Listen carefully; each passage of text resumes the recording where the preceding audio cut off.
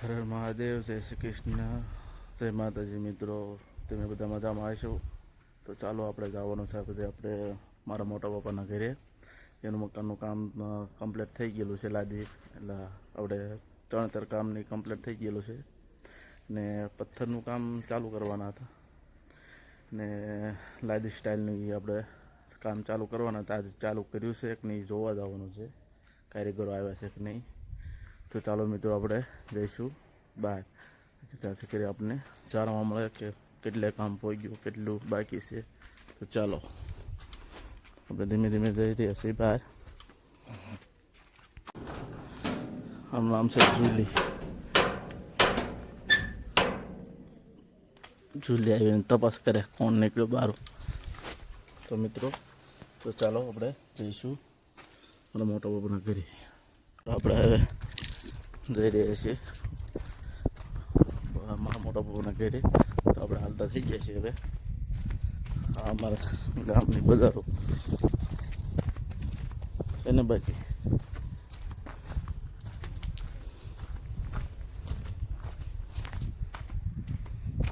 આપણે હવે હેલો,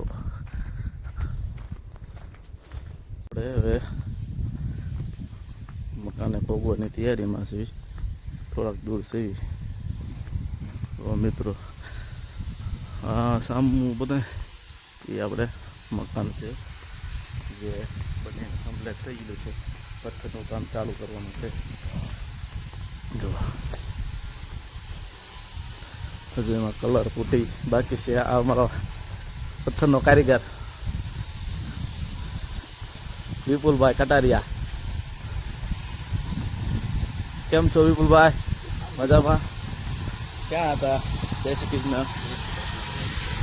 કેટલાક જઈ આવ્યા તમે? શું લેવા ગયા હતા?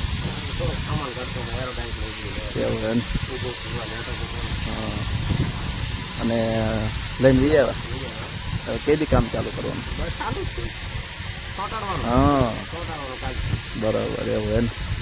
ચાલો મિત્રો, આ છે મકાનના ઓનર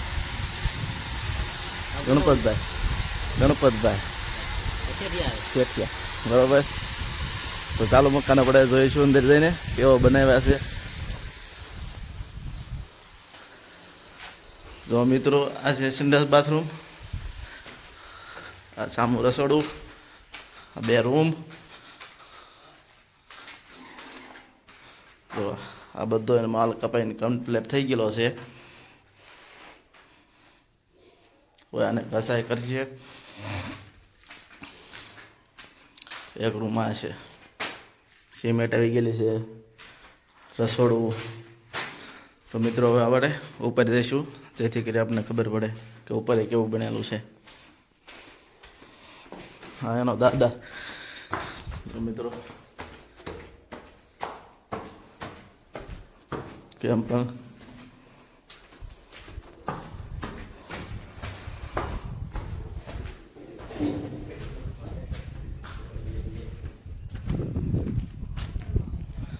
બાથરૂમ, રસોડું અને આ છે રૂમ. જો ખુલ્લી અને અહીંથી ખુલ્લી હવા ઉદાસ વાળું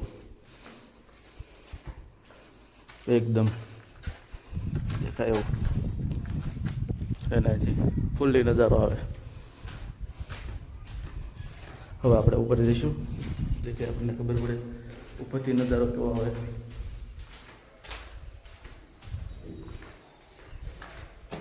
તો મિત્રો, હવે જઈ રહ્યા છીએ આપણે ધાબા પર જેથી કરીને ગામડાનો નજારો કેવો છે જોવા મળે. તો આ ખુરશી લઈ લેવી સાઈડમાં. હવે જઈએ ધાબા પર. જો મિત્રો, આ અમારું છે ગામડું. કેવો નજારો છે. વાદળા થઈ ગયા છે, વરસાદ આવવાની તૈયારી છે.